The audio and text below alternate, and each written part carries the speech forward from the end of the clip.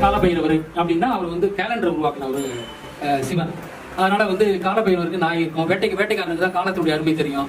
அப்படின்னாலே நடராஜர் தான் இந்த பிரபஞ்சத்தினுடைய இயங்கு விதியை சொன்னார். எப்பயுமே அந்த அணுக்கள் எப்படி எலக்ட்ரான் சுத்திட்டே இருக்குதோ, அப்படி இந்த கோள்கள் சுத்திட்டே இருக்கோ, அந்த மாதிரி இதெல்லாம் சொன்னவர் வந்து சிவன் தான் சொல்றாரு.